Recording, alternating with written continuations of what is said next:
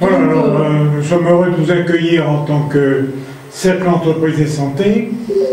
Le thème de notre réunion, c'est de prendre soin des soignants en pensant à la santé mentale, en pensant au rôle des managers. Nous avons la chance de mener une réunion transatlantique puisque des collègues de Montréal, qu'Anne-Marie va présenter incessamment, vont intervenir avec nos collègues français. Notre but, c'est que nos intervenants puissent exposer leurs expériences et puis c'est que pour les uns et pour les autres, des pistes d'action ressortent de cette réunion. Donc merci de votre participation et je passe la parole à Anne-Marie qui va conduire notre réunion. Et qui vous remercie, et qui vous remercie tous d'être là, et un grand merci à eux. Accueil pour prendre soin des soignants. Alors je dois vous dire que c'est la deuxième session. Donc la première était il y a exactement 1 an. Et alors les deux, parmi les deux porteuses de cette première session prendre soin des soignants, on avait à l'époque fait un éclairage plus spécifique sur un tout nouveau concept, j'allais dire, de centre de santé et de prévention au travail pour justement les soignants et l'ensemble des personnels hospitaliers. On va reprendre un point là-dessus. Alors voilà, ça c'est notre thème d'aujourd'hui. On est heureux d'accueillir, et je vais vous présenter tous nos intervenants tout à l'heure. Il y en a un qui va arriver tout à l'heure en galopant et en sortant de Santexpo, du salon des infirmiers. Donc on est tous très fiers que vous soyez, globalement, que vous soyez là aujourd'hui. Et on est très fiers de monter ça aujourd'hui avec... en transatlantique, comme on disait, et avec notamment 2 grands experts, qui sont 2 grands experts de terrain, qui sont aussi 2 grands universitaires. Alors vous voyez le CNAM, donc vous vous demandez si le CNAM a pris un bateau à rame et a traversé l'Atlantique pour... Non, le CNAM est toujours à Paris, mais l'une de nos grandes prêtresses, qui est la professeure Sandra Bertheusen, qu'on vous présentera, qui interviendra tout à l'heure, elle est justement mobilité en ce moment au Canada et à l'Université de Montréal, et donc notre autre deuxième, donc c'est notre deuxième logo à côté de celui du cercle en bas, c'est l'Université de Montréal, et donc on a la chance d'avoir le professeur Luc Brunet, donc, qui, mis à part d'être un vieil ami, et pilote la chaire de psychologie du travail et des organisations à l'Université de Montréal sur toutes ces questions. Voilà, donc voilà pour vous, voilà pour nous, et je prends là maintenant la suite des choses avec encore et pardon. Donc peut-être deux mots sur là maintenant qui est, pardon je vous bypass puisque vous avez pris la parole tout à l'heure, sur qui est le cercle, hein. Donc nous on existe depuis fin 2006, sur ce qui est, j'allais dire, éclairage prospectif, hein,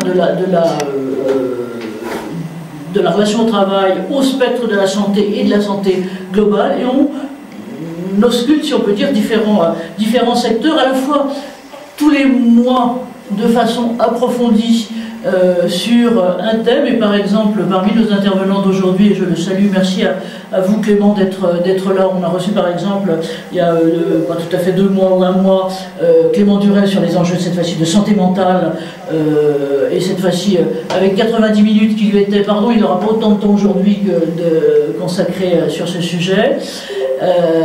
Et puis de façon, j'allais dire, en rayonnement, on organise ce qu'on fait aujourd'hui, ce qu'on appelle des UX Forums, c'est-à-dire que, autant j'allais dire des conférences théoriques, on a, il y a tout un tas de tribunes qui globalement existent pour ça, mais nous on a pris le parti parce qu'on est côté, j'allais dire, du terrain, et côté des entreprises, des employeurs, des structures, j'allais dire, actives, ce qu'on a monté ce qu'on appelle des UX Forums. Donc UX c'est toujours en logique d'utilisateur, et forum c'est toujours plusieurs, parce que finalement il n'y a pas des masses de vérité révélée ou de vérité unique, et l'idée est de le regarder pour ça.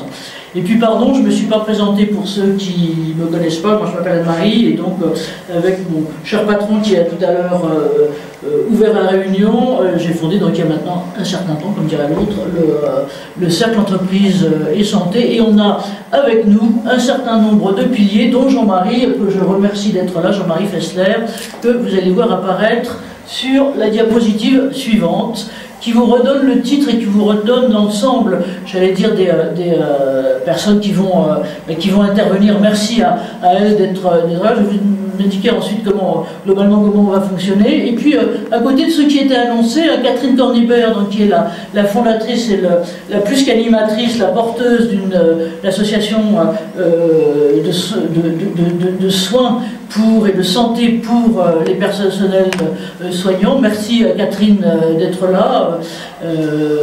À sa droite, donc vous voyez Dr Clément Duret. Alors tenez-vous bien, hein, on a quand même un certain nombre de médecins là, donc il ne faut pas qu'on dise n'importe quoi, ni qu'on fasse n'importe quoi, mais il n'y a pas que non plus dans la vie. Et donc merci à Clément d'être là. Clément, on le verra tout à l'heure, il pilote à la fois le service de pathologie professionnelle, j'allais dire un peu de l'Ouest parisien, notamment avec un grand tropisme sur les questions de santé mentale, et je dirais là tout secteur, mais en même temps il est médecin coordinateur sur l'ouest de l'hôpital Raymond Poincaré à Garches. Magali, Brianne, merci Magali si vous êtes là, ou peut-être aussi vous êtes en train de galoper quelque part avant d'arriver. Elle est là Magali ou pas? Non, pas encore. Bon. De Santé Expo. Magali, j'allais dire qu'elle est notre otage psychiatre, puisqu'elle est à la fois psychiatre et docteur en médecine du travail, et donc c'est une autre expérience terrain qu'elle nous racontera. Alors ensuite on a le célèbre tandem là, que l'on a là en diagonale. Docteur Amiel, merci Carline d'être là. Carline est à la fois, elle est médecin du travail, elle pilote, j'allais dire, le service de médecine du travail au sens classique, si on peut dire, et réglementaire de l'hôpital Foch, mais en même temps elle copilote et elle a fondé avec Sabrine Berada qui est là. Merci Sabrine d'être là. Elle est une formation de psychologue du travail. Le centre de prévention et de santé au travail de l'hôpital Foch, et qui a plein de caractéristiques sympas, mais qui fête aujourd'hui un peu plus que, je crois que là c'est ses 15 mois d'existence, donc merci à elle et à elle deux tout à l'heure de nous faire un point justement sous l'angle santé mentale de ce côté-là.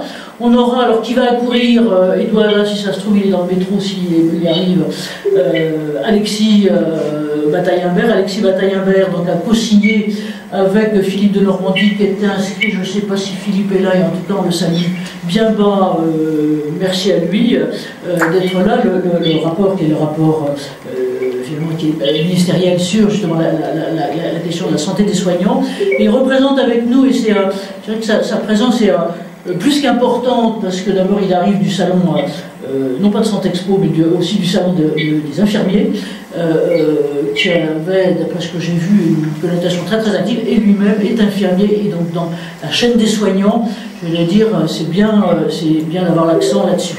Et puis ceux que j'appelle nos deux otages canadiens, enfin plus qu'otages, hein, puisqu'ils sont de l'autre côté, donc eux ils ne se font pas taper sous la table s'ils parlent trop longtemps, mais bon, ça fait rien, voilà. Merci Sandra Bertesen, donc professeure Sandra Bertesen, qui elle pilote la chaire management des services de santé au CNAM, et qui est en ce moment en mobilité, je ne sais pas trop comment on dit dans le milieu universitaire, mais en co-étude de l'autre côté de l'Atlantique et au Canada, donc à Montréal, notamment sur les questions de démocratie en santé.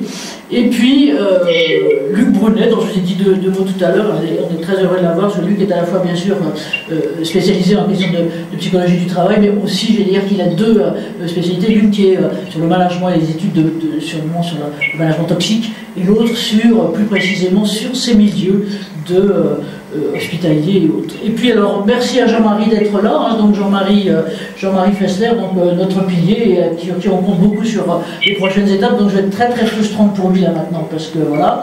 Et puis on a la grande chance, alors je vais vous dire quelque chose que je ne fais pas d'habitude et qui est pas bien, c'est de regarder précisément la liste des participants inscrits. Je veux dire que là, tout le monde n'est pas là, mais il y en avait 280, donc voilà, et là-dedans, tout modeste, je ne sais pas s'il est là, mais j'avais quelqu'un qui me disait qu'il était urgentiste du côté de Metz, Moselle, par là. Et voilà, donc merci à François Braun, on s'est parlé, et donc on avait beaucoup à apprendre de lui. Donc voilà, il nous pourra bien tout à l'heure nous dire quelques mots là-dessus. Voilà. Alors, juste pour vous présenter la façon dont ça va se passer, si vous voulez bien. Et donc, là, vous voyez 3 brochettes, plus vous êtes tous dans la 3e, si je peux me permettre, vous tous qui êtes là. La première, c'est vraiment le UX Forum, c'est-à-dire le terrain et les terrains français avec, encore une fois, 4 exemples, hein, puisqu'on a trois grands exemples. On a un duo là. Donc Catherine, si vous voulez bien, c'est vous qui prendrez la parole tout à l'heure en premier, donc sur cette fois-ci votre réseau et votre connaissance avec un réseau qui est immense. Je crois que vous avez plus de 40 délégations régionales, des systèmes de lignes ouvertes ou autres, justement sur à la fois d'expression et de réponse aux questions et aux angoisses de toute la chaîne des soignants. On dira tout à l'heure. Et Clément, et voilà. Donc voilà en gros comment ça va se passer. Ton 1, nos expressions de terrain. Ton 2, le regard de nos Canadiens avec leur expérience et la double expérience, Sandra, que vous pouvez avoir vous de votre côté. Et puis on ouvrira le débat avec Alexis qui arrivera globalement à ce moment-là, et puis vous tous et nous de cette façon-là. Première brochette, l'expérience française, et quand on parle, alors la question, comme dirait l'autre, c'est de quoi parle-t-on quand on parle des soignants? Alors si jamais vous regardez, ce qui doit peut-être vous arriver de temps en temps, comme je dirais nous sur le travail, on regarde toujours religieusement ou pas trop les études de la DARES, donc du ministère du Travail, vous devez regarder les études de la DARES, de la direction des études du ministère de la Santé, et alors là, quand on fait la comptabilisation, on voit qu'on a quelque chose comme 1,3 million ou un peu plus, ou 1,5 million de soignants patentés officiels vus comme tels par l'adresse, mais qui sont essentiellement, j'allais dire, les médecins, donc toutes les corps de médecins, les paramédicaux, et encore ils ont de la chance, ils existent. Je crois que les administratifs sont dedans, mais alors tous les autres qui sont les aides-soignants, les ambulanciers, les brancardiers et tous les autres acteurs de la chaîne ne sont pas trop dedans. Donc nous, ce qu'on essaye aussi, ce qu'on essaiera aussi, c'est de travailler là-dessus. Voilà. Alors, on passe la parole maintenant à Catherine Cornibert. Alors, on souhaitait la voir aussi, mais maintenant là c'est bien, donc on a vu vous en termes de diagnostic global, plus d'expression. Vous, Catherine, je dirais qu'avec l'ampleur du spectre, si vous pouvez rebrancher votre caméra, ce serait sympa, avec l'ampleur du spectre que vous avez et la qualité d'expérience de SPS, voilà, même question, quel diagnostic et quelles évolutions récentes? Et merci d'être là. Et si vous pouvez être gentil de couper votre caméra, ça serait sympa. Merci Anne-Marie, j'espère que tout le monde m'entend, désolée pour tout à l'heure. C'est génial, ça marche. Super. Oui, alors pour ce qui est de l'association SPS Soins professionnels de la santé qui a été créée en 2015, qui est une association loi 1900 et un but non lucratif reconnue d'intérêt général, on a une mission. Vous pouvez parler un peu plus fort. Oui, on a une mission, deux missions. On a l'accompagnement des professionnels dans la santé en souffrance et une mission de prévention pour leur mieux-être. Dans l'accompagnement des professionnels de la santé en souffrance, on a tout un dispositif d'accompagnement psychologique qui va de l'écoute jusqu'à l'hospitalisation d'urgence. Et quand on regarde ce qu'est l'écoute, c'est un numéro vert, une application qui est téléchargeable, qui permet de contacter de façon jour et nuit, de façon gratuite, anonyme et confidentielle, plus de 120 psychologues sur une plateforme avec 100% de décrochés.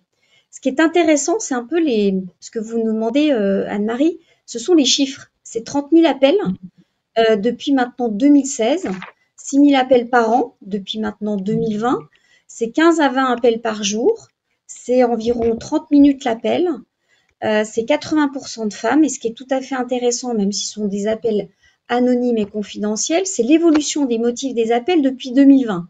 Au départ, en tout cas au moment du confinement, on avait vraiment un épuisement professionnel de tous les professionnels de la santé. Vous avez parlé tout à l'heure de qui étaient ces professionnels. Ben nous, c'est effectivement les soignants, les paramédicaux, les administratifs, toutes les autres professions, y compris d'ailleurs les vétérinaires, les psychologues, les ambulanciers. C'est plus de 4 millions de professionnels en France. Et parmi ces 4 millions, effectivement, ces motifs de souffrance sont quand même très intéressants parce que de l'épuisement professionnel, on passe à une certaine lassitude, perte de sens. Et maintenant aussi, il y a des signaux faibles qui montrent que un soignant n'arrive plus trop à se ressourcer, il est très isolé. Et effectivement, il y a des signaux faibles aussi sur l'éco-environnement. Voilà, l'incertitude aussi sur l'avenir qui fait que ça manque aussi d'attractivité et que certains soignants changent de métier. Donc ça, cette évolution, on l'a bien dans ce cadre-là. Évidemment, derrière l'écoute, il y a une réorientation vers des consultations physiques, voire même des hospitalisations dans des unités dédiées. Magali prendra la parole sur ce sujet, notamment avec une des unités dédiées qu'elle représente, et voire même aussi des hospitalisations d'urgence, puisque depuis mars 2020, on a eu malheureusement des hospitalisations d'urgence de personnes en idée suicidaire imminente. Un chiffre quand même sur lequel l'association est en grand combat, c'est 3 professionnels de la santé qui suicident tous les 2 jours, et encore c'est minimisé.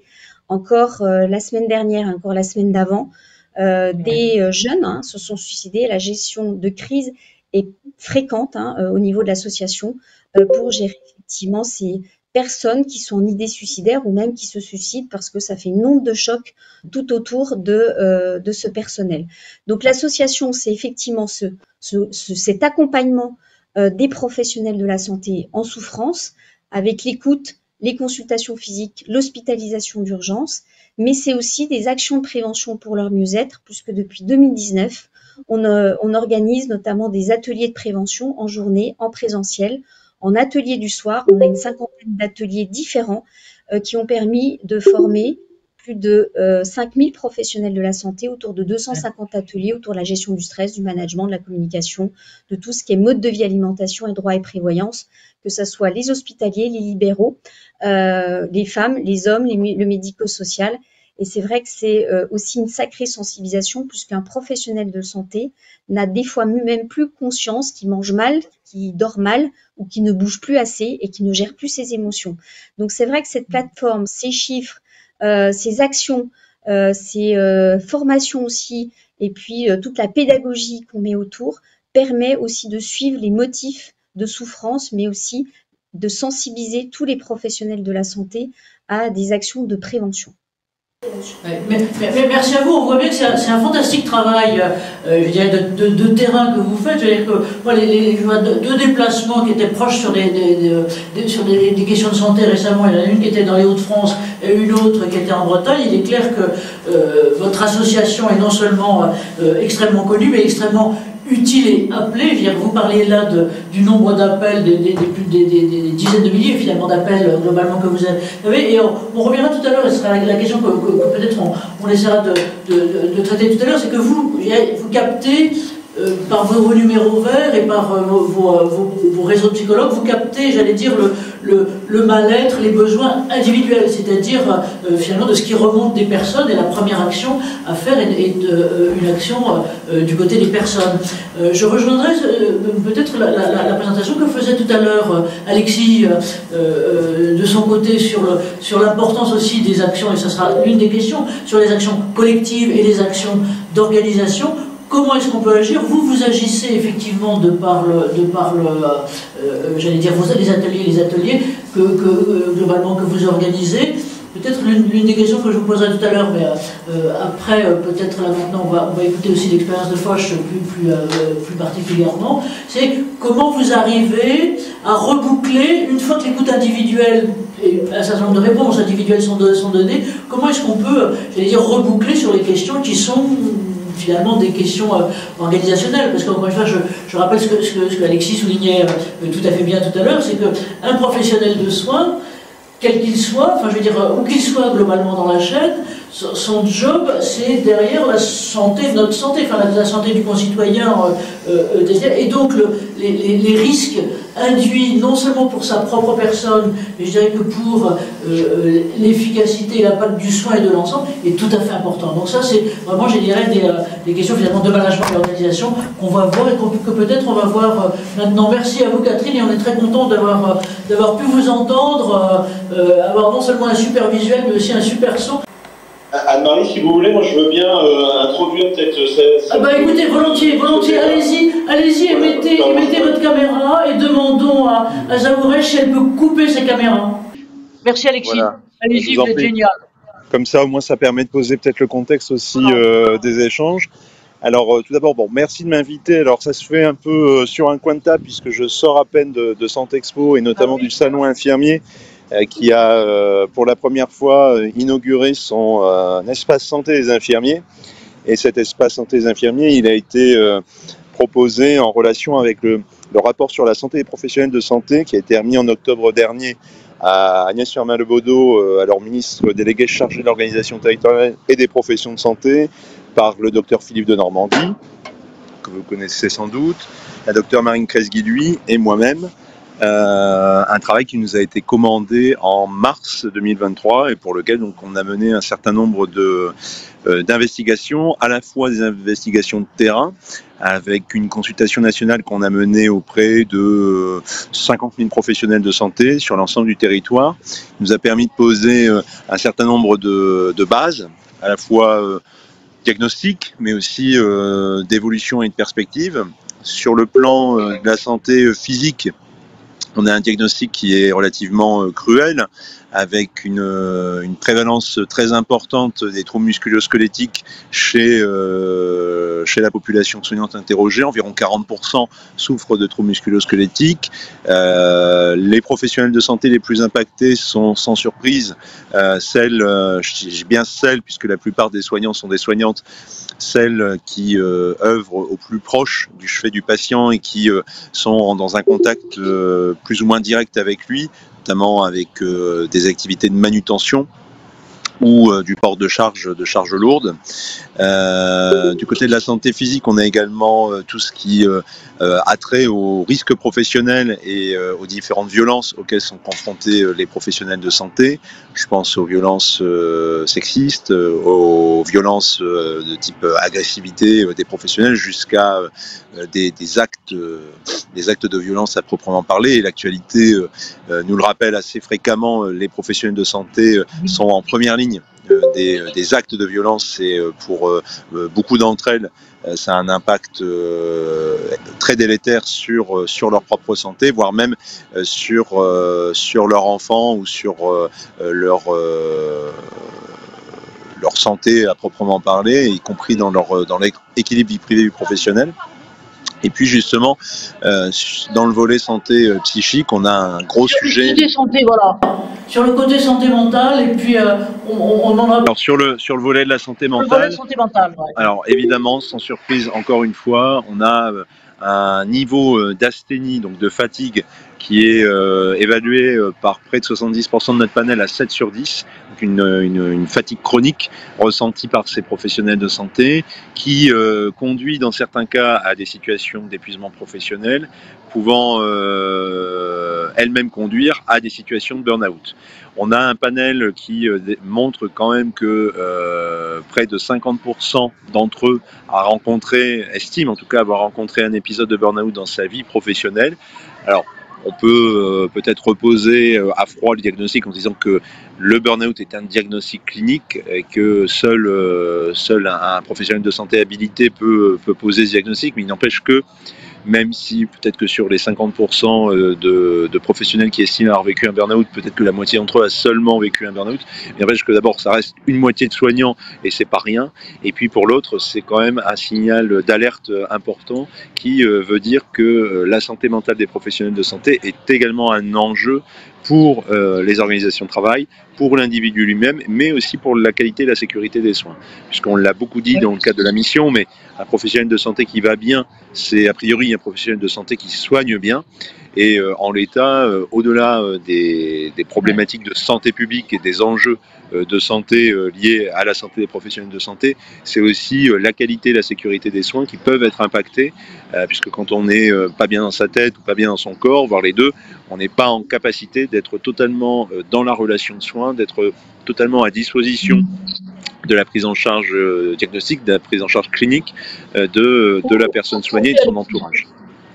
Ok, merci en tout cas d'avoir saisi plus que la balle au bond et d'avoir bien refait l'intro globalement sur l'ensemble. Merci à vous. J'espère que vous n'êtes pas mouillé. Oui, ça avait l'air d'être en ce moment le cas. Alors, donc Clément, si vous pouvez peut-être vous de votre côté, et puis en reprécisant un peu aussi ce qu'est votre spectre et votre action, je dirais qu'en vous présentant tout à l'heure, ce que je disais, c'était, en plus, si je peux me mettre pour nous, l'intérêt, c'est que vous voyez, vous êtes vraiment en vision binoculaire, c'est-à-dire que vous voyez à la fois ce qui est la question des pathologies, notamment des difficultés psychiques des soignants, mais aussi globalement des autres. Donc Clément, c'est à vous si vous voulez bien.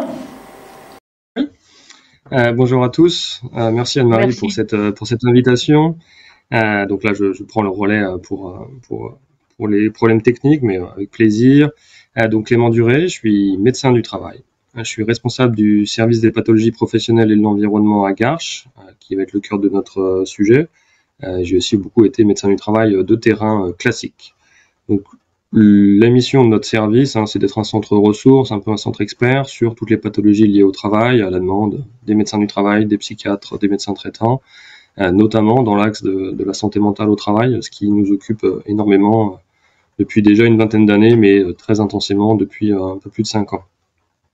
Et dans laquelle on a monté à la fois une consultation spéciale dédiée aux soignants post-Covid, pour faire face aux enjeux de santé mentale des soignants, mais aussi une consultation spécialisée dans l'épuisement professionnel, parce qu'on avait le sentiment que ce syndrome, plus ou moins bien connu, malgré que ce soit déjà un peu galvaudé dans la population générale, n'était pas suffisamment bien adressé et pris en charge, avec des arrêts de travail très prolongés, des cassures de carrière et des souffrances individuelles et collectives.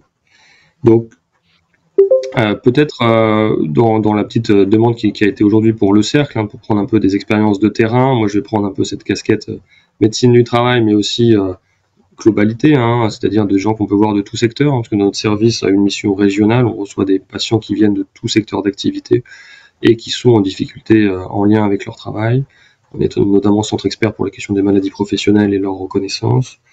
Ce qu'on peut dire quand même sur les métiers du soin par rapport peut-être à d'autres métiers qui sont très, très sujets aussi à l'épuisement par exemple, c'est quand même que dans les métiers du soin on a une exposition environnementale, une exposition professionnelle particulière, et c'est important pour moi d'en parler parce que je trouve que peut-être que dans le débat national sur comment améliorer les conditions de travail des soignants, on oublie un peu cette frange de l'exposition particulière qui vient résonner, qui vient interagir avec des personnalités particulières, des modes de fonctionnement, des valeurs, des motivations différentielles entre un soignant et quelqu'un qui serait d'un monde totalement différent. Et juste pour vous interrompre 30 secondes et vous relancer, comment vous voyez l'évolution, j'allais dire finalement, de ces dernières années, puisque juste pour capter un coup, moi je vous avais repéré, si je peux me permettre, au moment du Covid, en plein Covid, puisque c'est le moment où vous avez monté, j'allais dire, à la fois une consultation, une action un peu spécifique de ce côté-là.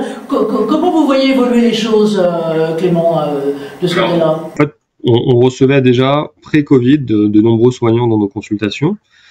Donc on voit les choses monter depuis quelque temps. Je pense que la circonstance n'est pas nouvelle et n'est pas due au Covid. Le Covid a dévoilé, a déstabilisé le système qui était déjà sur une pente glissante. Ça a déstabilisé peut-être des personnes qui se posaient des questions sur leur engagement en tant que soignants et qui ont malheureusement pris des décisions de le quitter.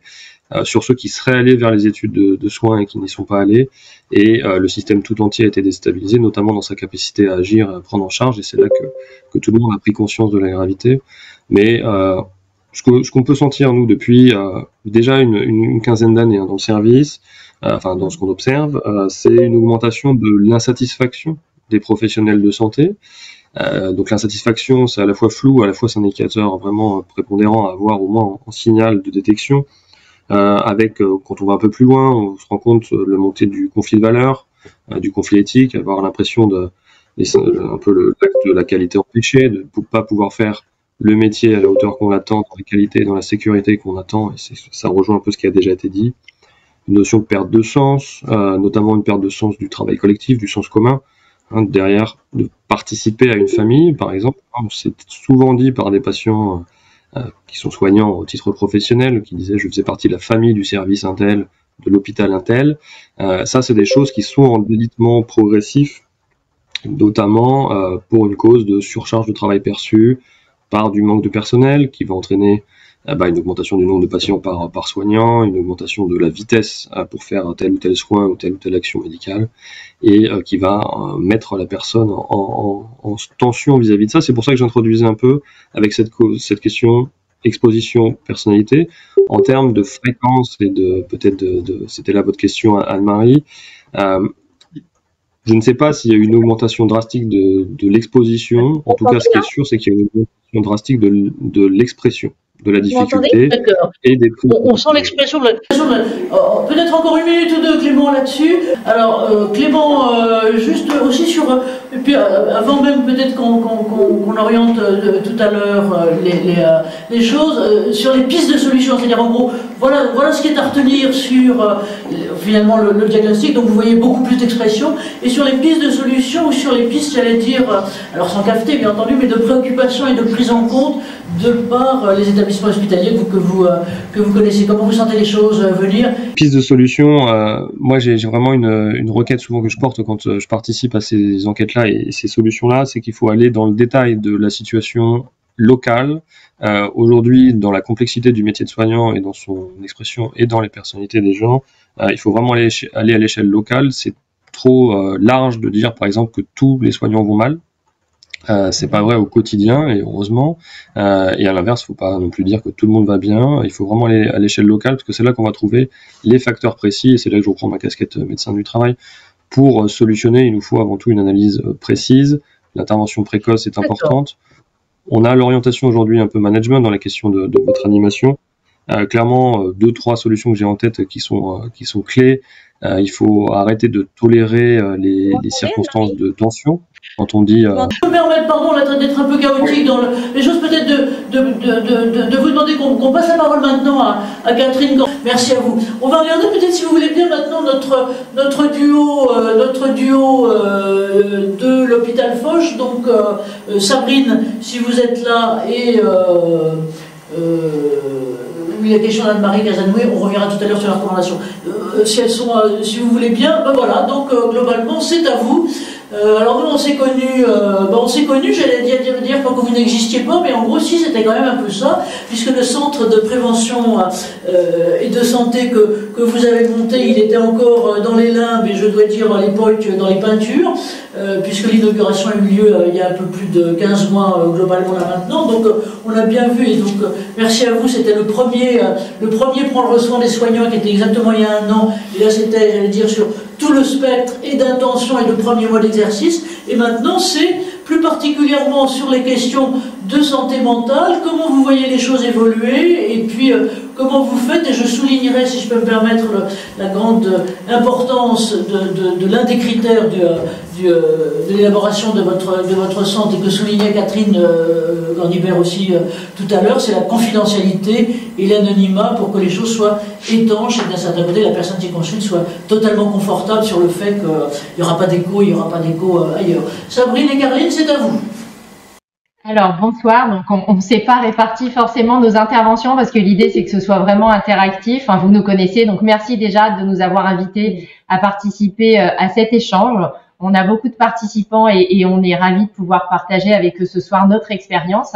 Et je vais vous faire un petit bond dans le temps et je vais vous ramener 4 ans en arrière, et je pense que tout le monde l'a vécu. En mars 2020, on entrait tous en guerre, et on entrait en guerre contre un virus qu'on ne connaissait absolument pas et pour lequel nous, on l'a vécu tel un plongeon vers l'inconnu.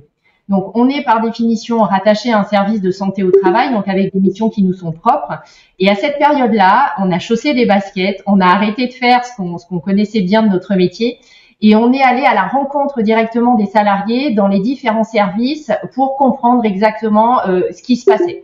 Et donc là, Sabrine va vous en parler mieux que moi. Ça a été un constat assez édifiant. Alors, on peut passer sur les différentes vagues en disant qu'au début de cette pandémie, on avait un collectif de travail qui était très très fort, une grosse unité des soignants qui était applaudie le soir à 20h. Et donc, en fait, ce sentiment de soutien de la population vraiment les aidait à prendre soin des patients qui étaient hospitalisés et des avalanches de décès qui étaient observées. Et puis, on a vu au fur et à mesure des vagues du Covid un collectif de travail qui s'est étiolé, une érosion de la santé aussi bien physique que mentale, pour aboutir dans certaines situations à des syndromes d'épuisement professionnel et dans d'autres à des changements radicaux de cap avec des soignants qui changeaient de métier et qui allaient complètement faire autre chose, alors que par définition, ils s'étaient engagés dans cette vocation avec un grand humanisme et une grande empathie. Donc nous, avec le recul de tout ça, quand on a chaussé nos baskets et qu'on est allé interroger ces salariés, on a fait le simple constat, c'est de se dire que les salariés ne prennent pas soin d'eux. Et là, Sabrine, je pense, va rebondir parce qu'elle va vous dire qu'elle est son propre cobaye dans ce type de situation. Et pourquoi vous faire ce constat? Parce que c'est ce qui nous a amené au concept de la création du centre de prévention et travail de l'hôpital Foch. Alors justement, je vais vous citer une anecdote qui est importante. Du coup, on a chaussé nos baskets, on a parcouru tous les services d'établissement, et il y a une salariée que je reçois en consultation à un moment donné et qui me pleure et qui me dit qu'à chaque fois qu'elle remonte le zip de son manteau, donc on entend le zip, elle s'effondre. Et quand je gratte un petit peu, en fait, elle m'évoque que c'est les 2 housses mortuaires. Parce qu'à l'époque, durant la période Covid, on mettait les défunts dans 2 housses mortuaires. Et il y a une véritable empreinte, une cicatrice de cette période, de ces presque 2 ans, parce que ça a été très long, avec des troubles du sommeil, troubles alimentaires, Mme Cornibert l'a dit, un collectif de travail qui s'est étiolé, qui s'étiole encore, des salariés là, c'est exaspéré, et on se dit qu'il faut faire quelque chose. Donc, durant la période Covid, on a mis plein de choses en place. Ça a été un peu notre galop d'essai, notamment en termes de timing, combien de temps les salariés peuvent se détacher de leur service. Donc, on a vu que c'était entre 20 et 30 minutes. Et puis, le directeur général, à la fin des périodes, des vagues successives, nous a dit si on avait une idée. Et j'ai dit, oui, j'ai une idée qui coûtera certainement plus cher que de la musicothérapie ou des casques de réalité virtuelle. C'est un mini-hôpital dans l'hôpital. Donc, il nous a dit, OK, faites un business plan. Il dit, OK, bon, on sort pas d'école de commerce, médecine et moi psy. Bon, on a regardé un peu sur Internet, on a proposé quelque chose. C'était loin d'être un business plan, mais ça a fonctionné. Et en fait, on a créé, donc il y a 15 mois, bravo, en tout cas Anne-Marie, le centre de prévention et travail à proximité de l'hôpital. C'est une rue à traverser, dans une ambiance complètement atypique. On a une pompe à essence, une véritable pompe à essence, une demi-moto. Et on accueille les salariés pour des consultations. Donc, on a 3 volets. Un volet consultation. Et donc, là, à l'intérieur, on a un cardiologue. Donc, c'est l'objectif de faire des bilans. C'est un check-up. Les salariés viennent. On est vraiment sur la prévention primaire. S'ils n'ont rien, tant mieux à l'année prochaine. S'ils ont quelque chose, on les oriente. Et puis, excuse-moi de te couper, en fait, ce volet prévention primaire est vraiment très important pour nous parce que de par la caractéristique en santé au travail, on n'arrive jamais à faire de prévention primaire et de toute façon, ça ne fait pas partie de notre culture ni de l'enseignement aujourd'hui qu'on donne, en tout cas à nos différents étudiants. On ne prend pas soin de nous. Et l'objectif du centre, c'était vraiment de pouvoir dire à tout salarié lambda de l'hôpital et notamment à ses étudiants parce qu'on a un vrai focus sur la prise en charge des étudiants aujourd'hui, que de leur dire, justement parce que vous n'avez rien, on va essayer de faire un bilan plutôt exhaustif et complet de ce qui se passe au niveau de votre état de santé et de s'assurer qu'il ne se passe rien de particulier. Si on découvre quelque chose, on a une orientation à l'extérieur. Et si par contre il n'y a rien, on est ravis du bilan et on vous reverra sur des intervalles qui seront plutôt réguliers, mais pour introduire ce côté culture de prévention dans l'état d'esprit de tout un chacun. Donc on voit bien, si je peux me permettre de vous interrompre, on voit bien l'optique globale et en même temps la naissance qui est venue, du centre et finalement de toute la dynamique et qui est venue cet état de malaise profond, consécutif, à la fois issu consécutif et autres. Et j'aurais tendance, encore une fois, et pardon, à vous reposer la question. Et le psychique et la dimension mentale là-dedans, comment vous la voyez évoluer? Et surtout sur l'autre question qui est la nôtre, qui est le lien avec organisation et management. Encore une fois, sur la partie diag, et puis on verra dans la partie débat la question globalement quel type de solution. Voilà, comment vous avez vu ça, Sabrine, par exemple? Il y a 2 pistes sur le volet psychique. Au centre, on fait des ateliers sur le vécu au travail. Ce qui est intéressant, c'est que c'est des professionnels de services qui sont complètement différents, qui viennent et qui parlent de leurs problématiques. Et c'est intéressant d'échanger avec d'autres professionnels, d'autres catégories, une secrétaire avec un infirmier avec un agent technique, et de voir qu'on peut vivre des mêmes situations dans des services différents et avec des fonctions différentes. Et puis, la partie consultation, vous venez pour voir la gynéco, par exemple, on ouvre un dialogue, un échange avec le salarié, et si on dépiste quelque chose sur l'aspect psychique, il y a une orientation qui se fait, du coup, vers moi, parce que je suis la psychologue du travail et des organisations, pour une prise en charge individuelle et confidentielle. Mais c'est important de dire, aujourd'hui, même si la parole se libère, on a des salariés qui se disent qu'ils vont bien. Moi, je vais souvent dans les services, donc je connais, on a 2300 salariés. Des fois, je les vois maigrir. Je pose la question, non, mais tout va bien. Ok, bon, on va prendre un café. Et en fait, c'est démystifier l'image du psychologue, du psychiatre, de je ne vais pas bien, je n'ai pas besoin de m'allonger, pas de psychanalyse. Non, on va juste prendre un café. Et en fait, en démystifiant ça, on permet une parole libre et de parler des problèmes. Et du coup, ça amène la possibilité d'une prise en charge. On voit bien, et peut-être, Sabrine, qu'on va s'en arrêter là pour l'instant et on reprendra après sur l'importance de ce que vous soulignez, comme soulignait aussi Clément, qui est l'importance de l'expression. C'est-à-dire que important que la parole puisse se libérer et qu'elle ait des endroits pour, à la fois des endroits pour individuellement, et j'ai bien noté aussi comme ce que Catherine disait tout à l'heure, des ateliers un peu transversaux, c'est-à-dire un peu globalement tout métier. Voilà. Alors j'ai une question pour vous, mais je me demanderais peut-être de répondre plutôt globalement dans la troisième partie. C'est très indiscret, mais est-ce que de temps en temps, et pareil pour Caroline, est-ce que de temps en temps, j'allais dire du côté du reste de vos relations avec, j'allais dire la hiérarchie de votre noble maison, des différents chefs de service, vous avez des questions ou des échanges sur, voilà, qu'est-ce que la vraie question, c'est qu'est-ce qu'on peut améliorer pour que les gens se sentent mieux. Alors voilà, je vous laisse la réponse tout à l'heure et on va demander peut-être là maintenant, pardon de vous frustrer, mais à Magali, si elle est là, docteur Magali Briand, donc si vous voulez bien vous prendre à la fois le micro et ben voilà, et la visio, donc on a tout, sauf que là j'ai pas votre son. Alors, Magali, super, et merci d'être là. Donc encore un autre regard, on a eu psychologue du travail, médecin du travail, notre grand cornac infirmier en chef de la MNH tout à l'heure, et vous êtes, vous présentez tout à l'heure, donc vous êtes à la fois psychiatre, j'allais dire presque dans les deux sens, c'est-à-dire à la fois vers des patients, mais en même temps globalement avec votre équipe, et puis vous êtes tombé aussi dans la médecine du travail en faisant un doctorat là-dessus. Vous êtes la vice-présidente par ailleurs de l'association fondée par Catherine Cornibert, dont elle nous parlait tout à l'heure, de l'espèce. Quel regard pareil vous portez là-dessus? Je dirais toujours sur les deux niveaux, donc à la fois les individus, l'individuel, et puis le collectif, et derrière le collectif, l'organisation, avec sur quoi elle peut à la fois ou faciliter ou au contraire ne pas aider la qualité et l'état psychique des uns et des autres. Magali, c'est à vous. Alors, merci de m'accueillir ce soir déjà. Dans un premier temps, donc moi je travaille à Lyon, à côté en banlieue lyonnaise, à Écully, dans une unité de soins qui est spécifiquement dédiée pour les professionnels de la santé. C'est une unité de soins ambulatoires, c'est un hôpital de jour. Alors moi, vous me posez la question à la fois en collectif, en individuel. C'est vrai que moi aujourd'hui, je travaille sur l'individuel. Vous l'avez dit, j'ai exercé comme médecin du travail auparavant, où là, on travaille à la fois sur l'individuel et à la fois sur l'organisation, et on travaille de façon préventive essentiellement.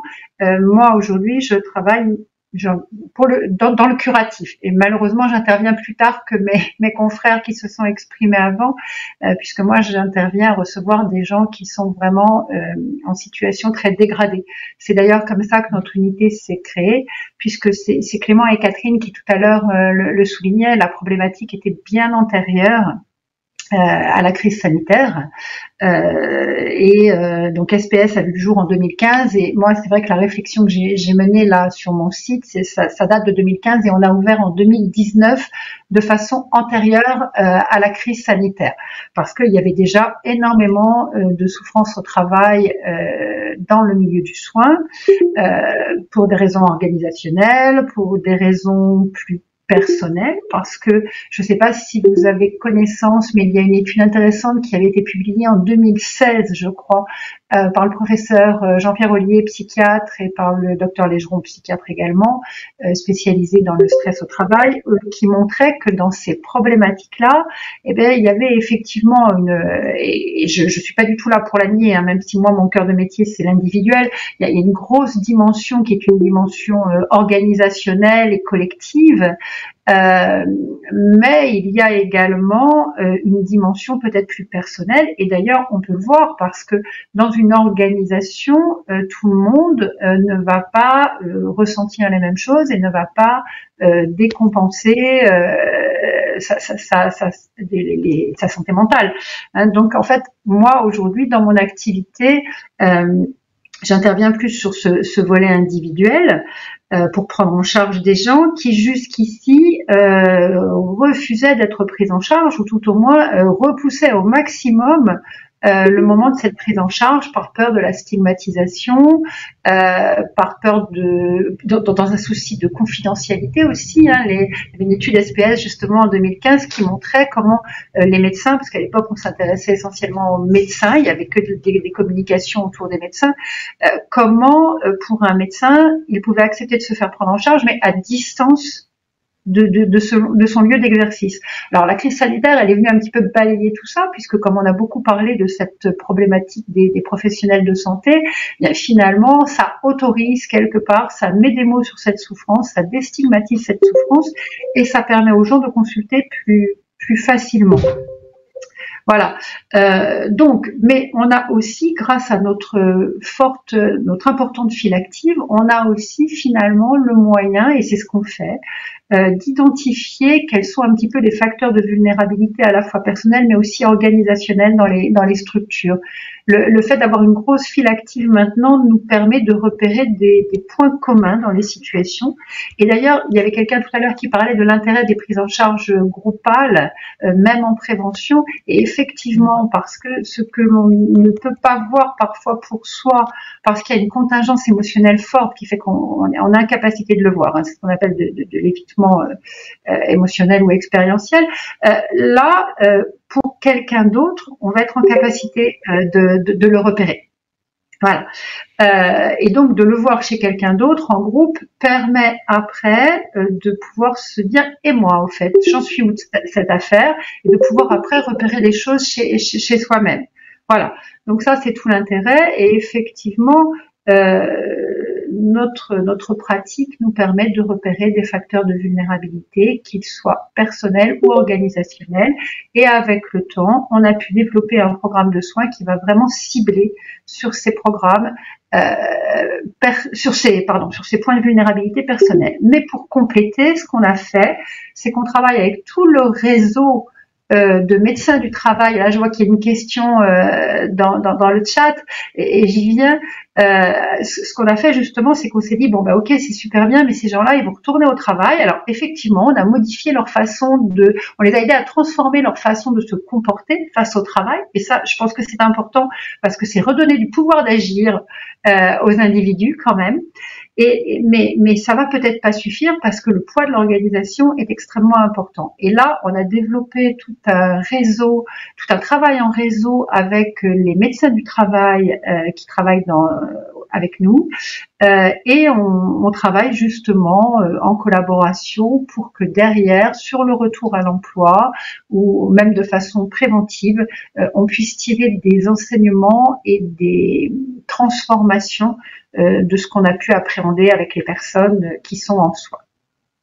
Merci à vous, et on voit bien, on va revenir après sur tout ça, mais on voit bien effectivement le glissement qui est indispensable avec d'abord la prise en charge des personnes. Je remercie, on va lui passer la parole juste 30 secondes si elle veut bien, Marie-Claire Beauté là dans le chat, qui dit des choses très claires en disant que la prise en charge des soignants en souffrance est indispensable et c'est une prise en charge individuelle et autres, mais il semble essentiel d'agir sur les causes. C'est bien effectivement ce pourquoi on est réunis là. Alors, Madame Beauté, je ne sais pas si vous êtes là, Marie-Claire Beauté, si vous pouvez juste reformuler votre question, parce que je pense qu'elle vient bien à point, j'allais dire, de notre premier, pardon, parce que moi j'ai un difficile temps de garder les temps, notre premier temps qui est voilà les diagnostics, donc beaucoup de qualité d'expression, importance de l'expression, importance de l'écoute de ce côté-là.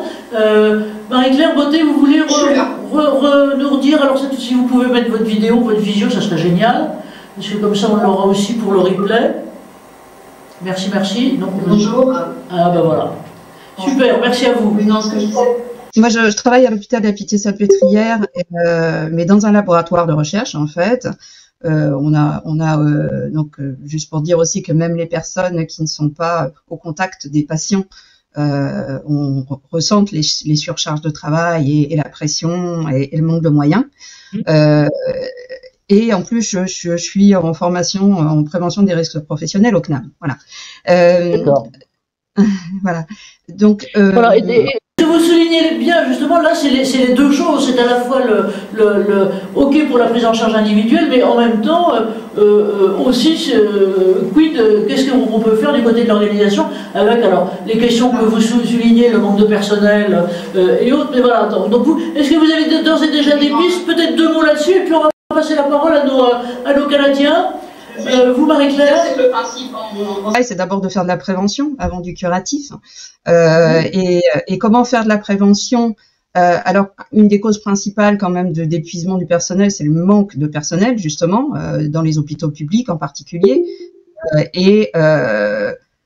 Alors qu'on sait que les hôpitaux publics sont largement déficitaires et n'embauchent pas ou très peu, comment est-ce qu'on peut arriver à faire de la prévention, sachant que finalement on n'a pas les moyens de répondre à d'aussi faibles moyens. Je crois qu'on a bien compris le sens de votre question, et le truc là, c'est qu'on va pas tous se noyer tout de suite, mais on va peut-être justement se noyer en essayant, et pardon, merci Marie-Claire, de passer de l'autre côté de l'eau, d'une grande étendue d'eau, et donc d'aller au Canada, d'aller au Québec, et donc de demander peut-être, Luc, si tu es là, peut-être à toi, Luc, professeur Luc Brunet, donc de l'Université de Montréal, en charge de la chaire de psychologie du travail des organisations, et qui mène des travaux, je dirais, à la fois sur le management et plus spécifiquement sur les soignants. Toi, Luc, voilà un peu ton diagnostic et tes orientations, sachant, et encore une fois, pardon pour la frustration toujours ici, mais que ce soit avec toi, avec Sandra et avec les autres, on poursuivra après et d'autres sessions plus spécifiques sur vos études à vous. Luc, c'est à toi. Oui. Bonjour, merci beaucoup pour l'invitation. Alors, moi, évidemment, je travaille beaucoup dans le diagnostic et puis l'audit des organisations, qu'elles soient donc hospitalières ou même aussi d'enseignement. Mes 3 axes d'orientation sont tout d'abord le climat de travail, l'évaluation du climat psychologique de travail. Depuis 30 ans, je travaille là-dessus, sur le climat, qui est en fait la personnalité d'une organisation. Alors, on a tous déjà remarqué en entrant dans une institution qu'on a en tête une première impression, j'aimerais ça travailler ici, j'aimerais pas ça travailler ici. On a tout d'abord une première perception du climat. Deuxièmement, je travaille aussi sur la notion de santé psychologique. J'ai eu dans le passé, quand j'étais étudiant, ça ne me rajeunit pas gros, mais j'ai eu Hans Selye, le découvreur du stress, et qui disait qu'on avait dénaturé un peu sa recherche, puisque tout ce qu'on retient du stress, c'est l'aspect négatif. Puis si on veut réellement intervenir comme il faut auprès des gens qui en souffrent, il faut tout d'abord voir la notion de bien-être. Donc, le bien-être, qu'on appelait le stress à ce moment-là, et évidemment la détresse. Donc, et le 3e axe, c'est évidemment le leadership que j'appelle maintenant toxique. On sait que les recherches, il y a des centaines de recherches, ou de milliers même de recherches qui portent sur le meilleur, qu'est-ce qui fait un meilleur leader. C'est un peu comme chercher la pierre philosophale. Et avec l'équipe de recherche, nous avons décidé de regarder qu'est-ce qui fait pas un bon leader. Alors, quand on met les tout ensemble, je regarde une recherche qu'on a fait auprès d'infirmières, on s'aperçoit que dans les hôpitaux où on est allé, qu'il y avait entre 15 et 22% à peu près de gens qui disaient souffrir de détresse assez avancée. Ce qu'on a remarqué là-dedans, c'est ça qui est particulier, c'est que quand on parle bien-être psychologique et détresse, bon, le bien-être, c'est la sérénité, l'engagement, l'harmonie sociale que les gens peuvent vivre au travail. Et la détresse, c'est l'anxiété, dépression, désengagement, irritabilité, agressivité. On a observé dans les institutions 4 types de cas possibles. Et ce qu'on remarque aussi, c'est qu'on ne peut pas travailler seulement sur la détresse vécue par les gens sans travailler sur le bien-être. Les deux vont ensemble. Donc, qu'est-ce qui peut amener les gens à justement prévenir cette détresse et je vous dirais, là, du moins bien, parce que tous les emplois ont un niveau de stress, mais l'important, c'est d'attirer du bien-être. On a observé 4 cas possibles. On a des gens qui vivent un bien-être fort et une détresse forte. Donc, ça, c'est ce qu'on appelle des cas paradoxaux. C'est comme conduire avec un pied sur l'accélérateur et l'autre sur les freins. Ces gens-là vont, à un moment donné, c'est sûr, aller directement vers le burn-out dans peu de temps. On a des gens qui ont un bien-être fort et une détresse faible. Donc, eux, c'est ce qu'on appelle la bonne santé. Donc, à peu près 75 à 80% des répondants, généralement dans les hôpitaux, ont été à ce niveau-là. On a des gens qui ont un bien-être faible et une détresse faible. 4%. C'est des gens qui sont très difficiles, effectivement. C'est très difficile d'intervenir. C'est ce qu'on a appelé la santé aliénée. Donc, ces gens-là, peu importe le type d'instrument de mesure, vous pouvez avoir un instrument de mesure qui ne mesure que le stress négatif, ils ne codent pas. Parce qu'ils ne sont plus désintéressés, ils ne sont plus engagés. Et on a des gens qui ont un bien-être faible et une détresse forte. Ça, c'est vraiment la mauvaise santé. Donc, en 15 et 20% des gens. Alors, donc, et en plus, on a regardé avec le climat, plus les répondants perçoivent que le climat de leur institution est mauvais, est toxique, plus évidemment, ça augmente la détresse. Il y a des corrélations très fortes. Parce que dans le climat, il y a plusieurs facteurs qui entrent dans le climat, comme vous disais tout à l'heure, qui est la personnalité des organisations. Il y a la confiance, entre autres. À partir du moment où les employés perdent la confiance dans le système, bien, à ce moment-là, c'est très difficile à ramener. Un climat de travail peut se détériorer rapidement et prendre énormément de temps à remonter. Donc, il y a une chose aussi qu'on a remarqué, c'est quand ça va mal chez les employés, chez les infirmières, entre autres, avant que la direction s'en aperçoive, ça prend du temps. Entre autres, quand le feu est pris en bas, ça prend du temps avant que la fumée monte. Et puis, bien souvent, les directions ont tendance, plutôt que d'essayer d'améliorer le bien-être des personnes, à mettre des mesures encore plus contraignantes pour essayer de régler le problème. Et c'est là qu'on voit apparaître bien souvent les leaders toxiques, donc de type machiavélique, narcissique, si vous voulez, ou purement destructeur. Donc, il y en a plusieurs sortes qui, eux, vont, si vous voulez, mettre avec une main de fer sans savoir ce qui se passe, littéralement imposer des mesures qui vont, encore une fois, beaucoup plus faire de mal que de faire du bien.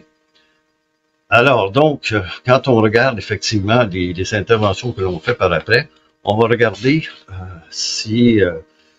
quelles sont les sources de bien-être possibles. Quand on voit, on fait une étude sur la santé psychologique, qu'est-ce qui peut amener de la sérénité auprès des personnes qui travaillent? L'engagement. Comment ils peuvent se sentir engagés? On a l'engagement normatif, entre autres, au travail. La justice organisationnelle. Comment ils se sentent justement traités ou pas. Et l'harmonie sociale entre les gens. Donc, les relations que les personnes ont entre eux. Et surtout, le soutien. Ça, c'est bien important. Le soutien, quel soutien on peut leur apporter et qui peut leur apporter du soutien à ces personnes-là. Et en même temps, on peut bien travailler sur la santé des gens si on ne travaille pas sur l'organisation, sur les fondements même de l'organisation, le climat de l'hôpital, le climat psychologique. Je vous dirais, ça donnera pas grand-chose. Donc, si on fait une formation en prévention du stress, mais que le climat de l'autre côté est mauvais, ça sert à rien. Vous avez tous déjà remarqué, ceux qui ont fait des interventions auprès des gens comme ça, qui vont vous dire, écoutez, c'est pas à moi que vous devriez dire ça, mais c'est à ceux qui sont au-dessus de moi. Une question là, Luc, si tu me permets de t'interrompre, là, c'est-à-dire qu'on voit bien, et merci, hein, les grands termes que tu nous donnes sur l'importance de la confiance, du soutien et autres, et donc ça, ce sont les études, j'allais dire, et le diagnostic que toi et tes équipes, vous pouvez faire. Mais moi, j'avais bien une question là aussi un peu indiscrète, c'est que quand vous êtes non plus seulement en train d'étudier, j'allais dire, les populations et les personnes, mais du côté de ceux qui peuvent être ou les intéressés ou voire les commanditaires, hein, donc par exemple les organisations, les hiérarchies des différents hôpitaux, systèmes de soins, comment ils prennent les choses et comment tu les vois évoluer, si tant est que ce soit possible. Et j'aurais un peu après, pour passer la parole ensuite à Sandra, un peu professeur Berthonen, un peu la même question sur peut-être les différences que vous, Sandra, après, vous pouvez voir entre la façon, l'écho, en tout cas les échos que peuvent donner par exemple pour les responsables en hôpitaux que tu peux avoir toi, Luc, et puis Sandra par rapport à, je dirais, des deux côtés, à la fois ce que tu as vu là, ce que vous avez vu là au Canada et par rapport à la France. De ton côté, Luc, sur ces questions spécifiques, hein, j'allais dire un peu de bien-être, d'équilibre psychologique, de confiance, de soutien, comment tu sens les interlocuteurs évoluer, j'allais dire, leur perméabilité à ces questions-là?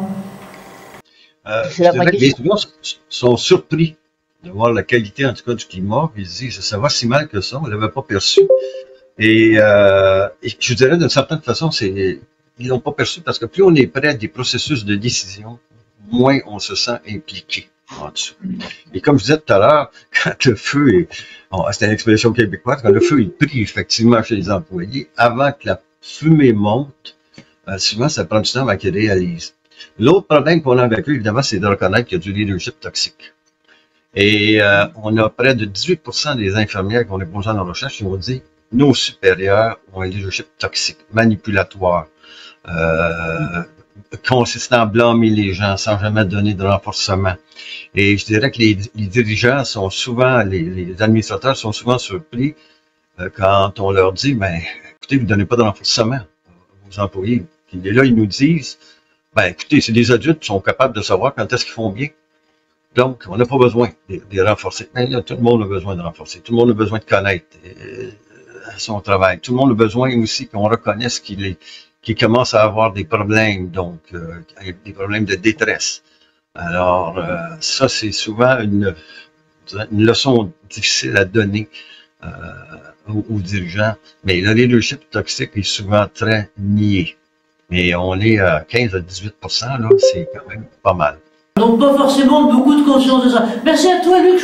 Moi, j'aimerais bien poser un peu le même type de questions. Merci, Luc. Hein. Poser le même type de questions on va revenir à toi tout à l'heure, à Sandra Berthozen, professeur Sandra Berthozen, donc qui, comme je disais tout à l'heure, pilote la chaire de management des services de santé au CNAM.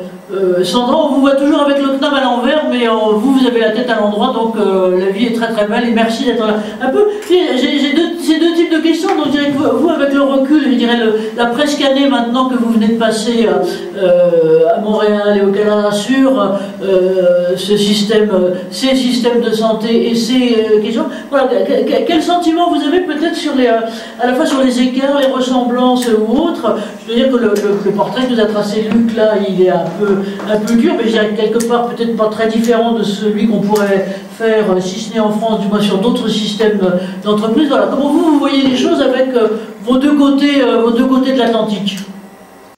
Merci beaucoup Anne-Marie et merci beaucoup à Jacques pour votre invitation ce soir. Alors pour répondre à votre question, c'est assez difficile parce qu'effectivement on n'a pas beaucoup de différences s'agissant des problèmes, on les vit un petit peu de la même manière, un petit peu pour les mêmes raisons aussi. Donc je vais pas pouvoir vous donner une réponse vraiment tranchée de ce point de vue-là, mais en revanche, ce que je peux vous dire, c'est que si je suis venue passer une année à Montréal, c'est justement pour pouvoir observer des pratiques, des initiatives qui ont été prises à l'intérieur des établissements et qui peuvent être pour nous des pistes de réponse à nos propres problèmes. Parce que vous l'avez compris, je ne suis pas médecin, ma spécialité c'est la gestion des services de santé. Et on voit qu'ici, on peut trouver dans des solutions innovantes qui ont été mises en place des pistes de réponse à nos propres problématiques, évidemment sur le plan organisationnel. Et je reprendrai ce qui a été dit d'ailleurs précédemment, hein, je crois que c'est le docteur Duret qui en a parlé tout à l'heure, qui a expliqué très très bien que les problèmes étaient présents déjà avant la pandémie. Les crises ne font qu'exacerber finalement les dysfonctionnements. Et ce dont on s'est aperçu dans le cadre d'un immense projet de recherche qu'on a conduit avec ma chaire, le Lyon 3 et Sciences Po, c'est qu'au sein des CHU que l'on a étudiés, on a eu cette espèce pendant la crise, hein, de prise de pouvoir. Il a été question en filigrane de prise de pouvoir, de pouvoir d'agir, hein, tout au long des interventions. Un pouvoir d'agir qui a été exacerbé, une descente de l'autorité hiérarchique à l'intérieur des services, parce qu'on ne pouvait pas faire autrement. pour affronter l'inconnu. Comment voulez-vous faire? C'est pas depuis la direction d'un établissement ou depuis une ARS qu'on peut se rendre compte de ce qui se passe et juger de la manière dont il faut agir. Donc à ce moment-là, ceux qui traditionnellement ont l'autorité hiérarchique ont fait un pas de côté pour pouvoir laisser à ceux qui sont en prise avec la nouvelle situation prendre les bonnes décisions compte tenu de ce qui se présentait à eux, et tout à fait nouveau. Et pourquoi cette confiance? Il a été aussi question de confiance tout à l'heure. Pourquoi cette confiance, elle a pu être rendue possible? Parce que précisément, on a à l'intérieur de nos établissements des gens extrêmement bien formés, hyper engagés, qui ont toujours envie de bien travailler, qui sont dévoués, et c'est d'ailleurs pour ça qu'ils en souffrent. Ça a été très bien dit par Carline Amiel et Sabrine Berada d'ailleurs. Hein. Et pendant 2 mois, on leur a laissé, à peu près mi-mars, mi-mai, hein, on leur a laissé les clés de la boutique en quelque sorte pour trouver les bonnes solutions au bon moment. Et ça a très bien fonctionné. Sauf que après, avec le retour progressif à la normale, avec ce que vous voulez, chacun a repris sa place dans la chaîne de commandement, si je puis m'exprimer ainsi, avec toutes les désillusions qui allaient avec. On a tellement donné pendant cette période-là, les problèmes sont revenus, mais ils sont revenus de manière exacerbée. Et l'une des pistes de travail que l'on peut trouver ici, c'est justement trouver la manière d'enrichir le travail des professionnels, qu'on travaille avec des infirmiers ou des médecins, ça revient strictement au même, enrichir le travail avec le pouvoir d'agir, le nouveau pouvoir d'agir des usagers d'abord. Alors chez nous, on a la chance, vous voyez, ça fait partie des... oui, la subsidiarité, évidemment, quelqu'un en parle dans le chat. Pour parler des différences, Anne-Marie, peut-être une différence là sur ce terrain-là avec la France, c'est que chez nous, on a un arsenal réglementaire qui devient de plus en plus étoffé s'agissant de la démocratie en santé et du pouvoir d'agir des usagers. Hein, et c'est à ce titre qu'on voit le partenariat patient se développer. Mais on a aussi des initiatives à l'intérieur des territoires pour que les usagers que nous sommes puissions participer d'une manière ou d'une autre à la mise en œuvre de la politique et à la définition de la politique de santé. Ça n'existe pas au Canada. Vous voyez, ça, chez nous, c'est très bien organisé. Tout est perfectible naturellement, mais ça n'existe pas au Canada. En revanche, ici, ce que l'on voit, c'est qu'il y a des initiatives extrêmement ancrées dans certains établissements, pas partout. Vu de la France, on a l'impression que ça irrigue l'ensemble du Québec. C'est pas tout à fait le cas. C'est essentiellement à Montréal, c'est essentiellement au CHUM, au CHU de Montréal, d'autres établissements, bien sûr, mais c'est là que ça a pris ancrage. Ce pouvoir d'agir avec le fameux modèle partenariat patient, le modèle de Montréal, qui fait école depuis 2015-2016, hein, grosso modo. Et alors, comment cette initiative est née? C'est né à l'initiative donc de l'Université de Montréal, avec le CHU de Montréal, avec l'idée de vraiment de construire des connaissances avec les patients.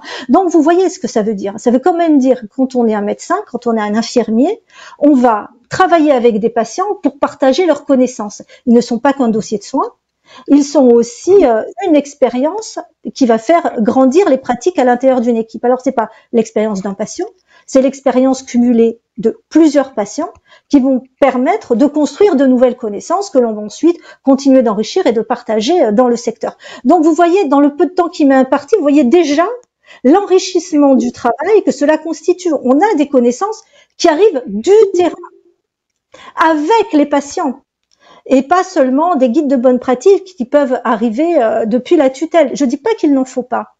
Peut-être faut-il davantage travailler avec les deux. Alors c'est en cours, il y a un travail de l'HAS, qui est de la Haute Autorité de Santé, qui est lancé sur ce sujet depuis décembre dernier, je crois. On aura les résultats d'ici la fin de l'année, mais voilà, chez nous c'est en devenir. Ici c'est vraiment extrêmement développé et c'est vraiment une autre manière d'envisager le travail à l'intérieur de l'établissement. Et le deuxième point sur le pouvoir d'agir, c'est le pouvoir d'agir des professionnels au sein même de leur service. Vous voyez, cette subsidiarité, confiance, autonomie, responsabilisation individuelle que l'on a vu pendant ces 2 petits mois dont je vous ai parlé tout à l'heure, il s'agirait peut-être de réfléchir à pérenniser ce type d'organisation, mais au quotidien. Parce que vous voyez bien que ça laisse quand même un sentiment assez bizarre. On nous a fait confiance, en plus, à tel point qu'on nous a applaudi tous les soirs, hein, et notre direction était là pour nous soutenir dans tout ce travail-là. Et puis d'un seul coup, c'est terminé, on en revient à notre organisation d'avant, où il nous faut des jours et des jours, des mois et des mois pour obtenir une décision, pour essayer de la comprendre, etc. Donc ça, c'est quand même très très difficile. Ça entame quand même même très largement la fameuse résilience organisationnelle dont il a été très fortement question durant la pandémie. Aujourd'hui, presque 5 ans plus tard, qu'en reste-t-il, si vous voulez? Et en management, ce qui est directement articulé à cette résilience organisationnelle, c'est ce qu'on appelle le sense making, c'est la création de sens au travail. Comment voulez-vous créer du sens dans son travail au quotidien, alors même qu'on est confronté, ça a été dit, très bien dit tout à l'heure, on est confronté à la souffrance, à la maladie, à la mort, on est confronté à une surcharge de travail. Enfin, vous voyez, vous avez tous ces éléments-là qui viennent se cumuler. Comment voulez-vous créer du sens dans votre job, alors même que vous ne comprenez pas toutes les règles qui vous sont imposées, d'une part, que vous les trouvez superflues, ou dans certains cas complètement inapplicables. Mais ça crée quelque chose d'un petit peu bizarre. Donc, la subsidiarité, c'est quelque chose d'extrêmement important, me semble-t-il. Et ici, il y a ce qu'on appelle le C4, donc c'est le centre de commandement. Alors attendez, je reprends mes notes pour le C4, ça veut dire, le C4 en français. Il faut le faire pour les nuls, hein, s'il vous plaît. Communication, soin, centré sur le soin, communication, coordination, et j'en oublie un, mais ça me reviendra. Et le C4, c'est un centre de commandement qui est situé physiquement, à l'hôpital général juif de Montréal, mais qui a une mission qui est dans l'ensemble du CIUS. Dans CIUS, alors le CIUS, c'est le Centre intégré universitaire de santé et de services sociaux, alors du centre ouest de l'île Montréal, vous voyez, c'est un territoire. Et son rôle, c'est quoi? C'est un centre de commandement. Vous avez 2 salles maintenant. Au début, ils ont commencé qu'avec une seule salle. La volonté, ça avait été quand même de le mettre en place avant la crise, mais ça a été accéléré avec la crise. Aujourd'hui, c'est quelque chose d'extrêmement sophistiqué, bien ancré sur ce territoire-là. Vous avez 2 salles de commandement, vous avez des médecins, vous avez des gestionnaires. Il y a des écrans, plus de 30 écrans dans ces salles, des écrans devant les personnes, bien sûr, et des écrans sur les 4 murs, des écrans géants sur les 4 murs de chacune des salles, où vous suivez en temps réel l'activité à l'intérieur du CIUS. Vous savez quels sont les flux de patients, et donc vous voyez bien qu'à l'intérieur de ce centre de commandement, on va coopérer. On va coopérer, quels que soient les niveaux hiérarchiques, quels que soient les métiers, quelle que soit la sphère gestionnaire ou soignante. Donc cette coopération, ce décloisonnement et cette prise de décision ensemble, là aussi redonne du pouvoir d'agir à ceux qui sont sur le terrain. Et ça, c'est une initiative extrêmement intéressante. Voilà. Mais merci Sandra, et alors c'est tout à fait intéressant de donner cette hauteur et cette vision un peu différente de ce qui se passe de ce côté-là. Alors j'aimerais bien, si vous voulez bien, là on va entamer notre 3e partie de réunion autour d'échanges, de débats là-dessus, et notamment sur ce que sont à la fois les différences et convergences qui sont là. Est-ce que, je dirais, les uns et les autres, je pense notamment à Caroline et à Sabrine, donc sur cette intégration par quelque part par l'organisation et par le management, et quels sont les enjeux qui sont globalement derrière. Je vois que dans le chat, et puis on va passer la parole aussi à nos participants qui nous disent, mais quid alors de la solitude d'un certain nombre de soignants, d'autres qui nous disent, mais il y a aussi une question d'attractivité. Comment est-ce que tout ça, je dirais à la fois votre propre dynamique et puis toutes celles qu'on est en train aussi de construire en écoutant nos amis canadiens, comment vous la voyez, encore une fois, ces enjeux, encore une fois, de compréhension de santé, des problèmes de santé psychique à l'intérieur de vos organisations, et comment c'est pris en compte? Caroline, Sabrine, on en disait 2 mots l'autre jour en préparant. La dernière fois, quand on échangeait, merci Anne-Marie, on parlait... Le mot essentiel pour moi dans les organisations du travail aujourd'hui, c'est le collectif. On en a parlé suffisamment tout à l'heure, et pour faire le parallèle avec le Covid, ce collectif était très très fort au début, et puis ensuite on a bien remarqué qu'il y avait une érosion de ce collectif. Aujourd'hui, on est confronté dans les différentes organisations du travail et au sein des services à des services qui fonctionnent de manière différente de par la nature des patients qui sont accueillis, et avec toujours, quand on a un nouvel arrivant qui intègre une équipe, l'idée, c'est d'intégrer ce mot équipe qui est vraiment très, très important pour une projection dans la future carrière. Et quand on intègre une équipe, on a besoin de faire partie de ce collectif de travail. Sabrine pourra vous raconter des anecdotes, et elle en parlait encore hier, sur qu'est-ce qui se passe quand on a un jeune arrivant qui arrive au sein d'une équipe, et quand ça se passe mal, comment ça se passe. Alors, vous avez des services où, parce qu'ils l'ont vécu, bisutent les nouveaux. Comme un sorte de Koh-Lanta où, comme eux l'ont vécu, pour certains services, il faut pleurer, il faut endurer. Et s'il arrive à passer cette période de formation, il est apte, un peu comme un avis d'aptitude médicale, il est apte à ce service. Simplement, avec la nouvelle génération, ça marche plus. La nouvelle génération, si le collectif de travail, avant même les conditions de travail, n'est pas optimal pour le salarié, il part. Il reste même pas durant sa période de formation. Donc, en fait, il faut que les anciens comprennent un peu aussi la mentalité de cette nouvelle génération. Et le management également doit s'adapter à aujourd'hui les salariés. Et c'est peut-être aussi normal qu'il n'y ait pas que le travail absolu. Et donc la conciliation vie professionnelle et vie personnelle soit aussi importante à prendre en compte. Et aujourd'hui, à mon sens, que ce soit les cadres de santé, les cadres de proximité ou les chefs de service, comprennent cet enjeu majeur, puisque derrière il y a la répercussion du turnover et de la fidélisation et de l'attractivité. Merci. Merci Sabrine. Je vois là dans le chat qu'on avait, alors pardon parce que j'ai pas votre nom de famille, mais Salia, si vous pouvez peut-être prendre la parole et faire écho aux discussions qu'on avait, parce qu'on les a un peu lancées sur ce terrain avec votre question, en disant on va tenir compte en lien avec les questions de turnover, de solitude, de travail difficile et de notion de travail d'équipe. Est-ce que vous voulez bien peut-être reformuler les choses et puis faire état de votre vécu, Salia, si vous êtes là? Ouh, Salia. Non, pas de Salia. Alexis, si vous êtes toujours là, et j'ai vu que vous étiez sous un grand parapluie, j'espère qu'il ne pleut pas trop, mais si, peut-être pareil, vous, avec un petit peu tous les mailles du filet que vous avez. En tout cas, je vois bien, merci de la réponse que vous avez apportée, Sabrine ou autre, c'est l'importance de l'équipe, et peut-être, c'était intéressant, là c'est aussi un point que vous disiez là-dessus, c'est qu'il y a aussi une question de, si ce n'est de génération ou de tranche d'âge, mais en tout cas apparemment, là maintenant, pour les recrutements que vous avez organisés, sont des dimensions, des critères qui sont de plus en plus importants, c'est ça, Sabrine? Oui, Caroline, oui, tout à fait. C'est vrai que les jeunes générations aujourd'hui, Sabrine le souligne bien, on veut un équilibre vie personnelle, vie professionnelle, versus si on pouvait observer ce qui se passait il y a 10 ou 15 ans, on n'avait pas les mêmes objectifs. Et en plus, aujourd'hui, avec effectivement ce turnover, cette difficulté d'attractivité et de fidélisation des professionnels de santé, les soignants, en fait, ont le choix de leur terrain de jeu, entre guillemets. Et quand ils arrivent dans une organisation du travail qui ne leur convient pas, ne serait-ce qu'au bout de quelques jours, ils n'attendent pas la fin de la période d'essai.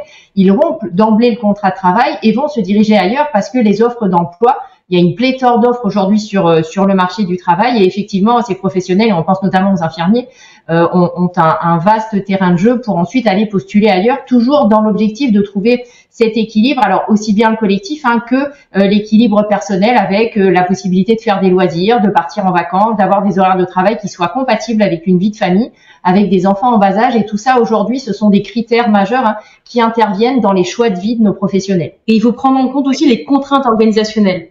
On a aussi les patients qui sont de moins en moins patients. Et donc, on a des professionnels qui doivent s'adapter aussi à cette typologie de patients, avec des propos, des comportements qui sont inadaptés et une fatigue qui est présente. C'est d'où le thème aujourd'hui de la santé psychique. Des salariés qui du coup sont focus sur leur travail et forcément vont moins aider le collègue sur ce qu'on appelle nous les lits, donc les autres patients. Et donc, Salia a raison sur un collectif de travail qui s'étiole avec le temps, parce que aussi on a des professionnels qui sont de plus en plus fatigués, épuisés, et du coup font focus sur leur activité propre et vont moins être sur du collectif. Mais ça, c'est à l'encadrement aussi d'un moment de dire stop. Peut-être voir aussi avec la direction de limiter à un moment donné l'activité, fermer quelques lits pour soulager le collectif et trouver des choses qui vont pallier un peu à ça et aider à retrouver un bon collectif de travail. C'est possible, c'est faisable. Nous, on a réussi à le faire. Par exemple, j'ai vu qu'on avait un ancien salarié de la réanimation parmi nous. Je suis intervenue en réa où à un moment donné, il fallait fermer des lits pour pouvoir travailler sur le collectif de travail parce qu'il fallait les soulager, parce que travailler sur un service, sur des professionnels, sur de l'humain, ça demande de l'énergie. Et ça demande de l'énergie aux soignants même.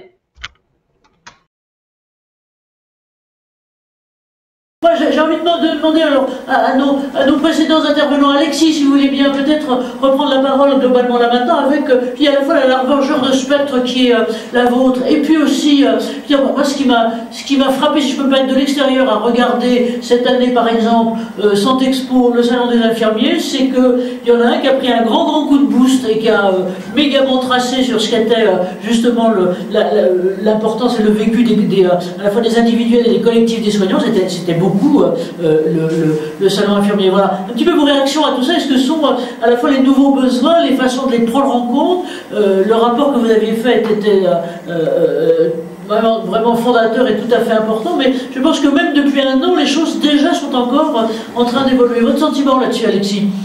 Alors sur le salon infirmier, évidemment, il y a eu une vraie prise de conscience, alors qui fait écho à nos différentes recommandations du rapport, qui était l'une d'entre elles dans chaque événement professionnel de dédier un espace à la santé des professionnels de santé, d'une part pour faire évoluer la culture, puisque aujourd'hui on est quand même encore dans un environnement où les soignants n'ont pas cette habitude de prendre soin d'eux-mêmes pour prendre soin des autres. Ça fait pas partie à la fois de la formation initiale, ça fait pas partie du paradigme soignant. Et sur le salon infirmier, à cette occasion, dans le cadre d'un espace dédié à la santé des infirmiers, on a réuni des experts sur ces sujets, des experts de terrain, des experts académiques, des experts professionnels de santé, qui ont très largement expliqué quelles pouvaient être les causes assez profonde qui s'appuie d'une part sur l'histoire et l'historique très particulier de la profession infirmière, qui est une profession associée à la vie religieuse, à la vocation, à la dévotion, et donc le déni de soi pour s'occuper des autres est finalement un principe fondateur de l'activité professionnelle des infirmières. Mais il n'y a pas que les infirmières, il n'y a pas que les infirmiers dans le monde de la santé.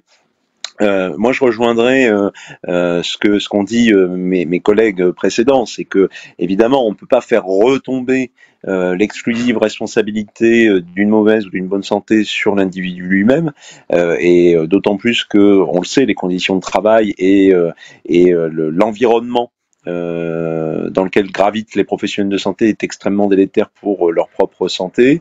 Dans le cadre de la consultation, au-delà des chiffres, au-delà des données, on avait proposé aux professionnels de santé de s'exprimer sur quelles pouvaient être les causes éventuelles de cet état de santé dégradé. Ce qui revient en tête, c'est évidemment le sujet de l'organisation du travail. Et sur ce point, moi je prends un exemple assez simple. Et le bureau d'intelligence collective de l'AMNH a travaillé là-dessus et a publié récemment un livret dédié à l'accompagnement à la grossesse hospitalière, tout simplement parce que lorsqu'on interroge les soignants, la grossesse est un sujet extrêmement mal vécu, mal perçu par les professionnels de santé eux-mêmes, qui se refusent parfois même d'annoncer, ou retardent au plus tard d'annoncer la grossesse à leur cadre de santé. Parce que le manager de proximité, à cet échelon-là très direct du professionnel de santé, pour des raisons très légitimes, même si sa réaction ne l'est pas, mais se dit, mince, comment je vais faire si une de mes soignantes quitte le service pour sa grossesse et part en congé.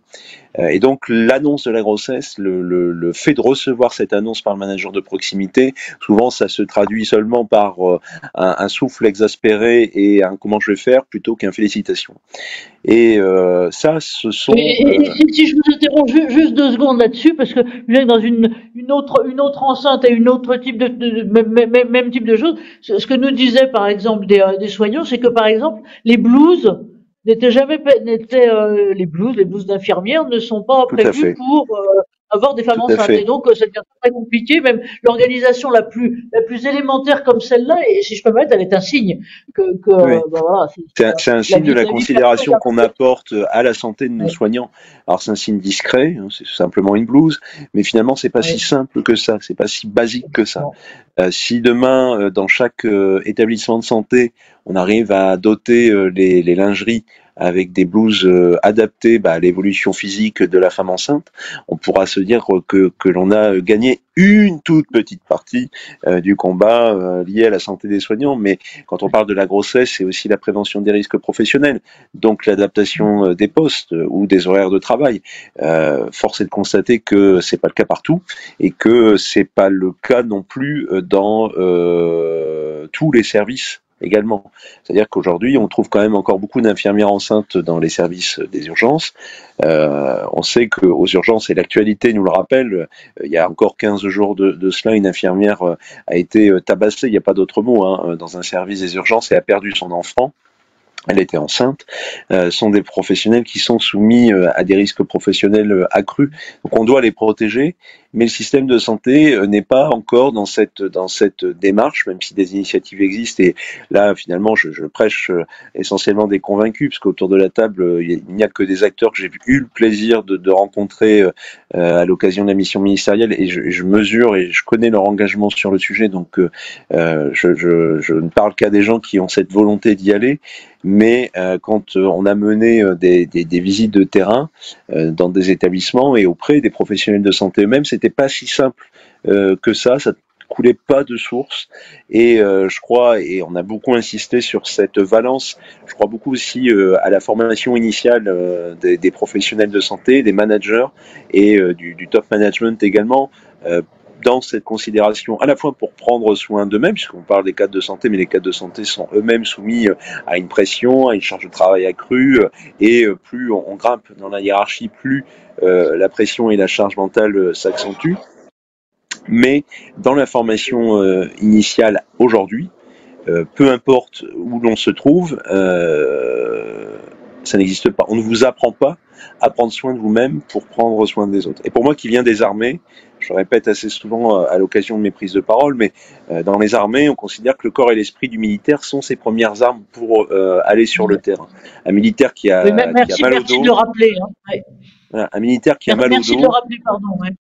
Un militaire qui n'a pas le moral, je caricature, mais en tout cas, il ne portera pas une arme, il ne portera pas un sac, donc il ne va pas sur le terrain ou il ne part pas en mission. Ce qui est applicable aux armées peut tout à fait l'être dans le monde civil et notamment pour le système de santé. Et aujourd'hui, on aurait tort de penser que le corps et l'esprit du soignant ne sont pas ses premiers outils de soins. Aujourd'hui, la prise de conscience, et comme Mme Berthoudin l'a rappelé, la prise de conscience, elle est pas si nouvelle que ça. Par contre, le sujet est installé dans le débat public depuis peu. Et la crise Covid, la crise pandémique, l'a rappelé avec force, c'est que notre système de santé et les considérations des politiques publiques, des politiques, des acteurs institutionnels, des directeurs d'établissement et des managers de proximité, est assez récente, où on s'est dit, ah oui, peut-être qu'en fait, nos professionnels de santé ne sont pas des héros tout donnés à la cause, mais sont des êtres humains d'abord, avant d'avoir le titre que leur confère un diplôme, mais des êtres humains qui ont des problématiques, qui rencontrent un certain nombre de freins, mais aussi de leviers dans leur quotidien.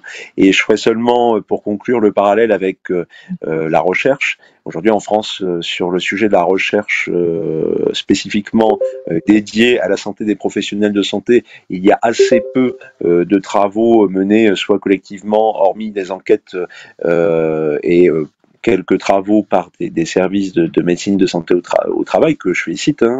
C'est tout à fait pionnier et il faut encourager cette démarche. Mais à l'étranger, on a une vraie dynamique autour de cela. Ça ne veut pas dire que ça fonctionne mieux, mais en tout cas, il y a une vraie dynamique, et une vraie démarche autour de cela.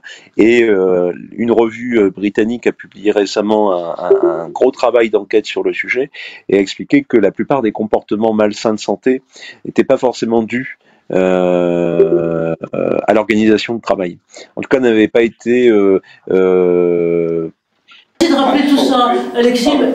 Oui, merci de rappeler tout ça, et donc à la fois le corps et l'esprit, et on sent effectivement quand même qu'il y a une forme de basculement dans la prise de conscience, dans les prises de conscience, dont vous êtes tous un peu non seulement les témoins, mais surtout les acteurs et globalement les porteurs. Et tout à l'heure, et pardon, j'ai un peu coupé la chic à Clément Duret justement sur ce qu'on ce qu'ils ressentaient, sur les préconisations. Je dirais que si on reprend sur ce que vous disiez les uns les autres, ce que disaient Luc, Sandra et puis aussi Alexis globalement là maintenant, et sur ce besoin du collectif et ce besoin d'équipe. Clément, si vous êtes toujours là, comment vous le sentez? Et puis après pour Magali de la même façon.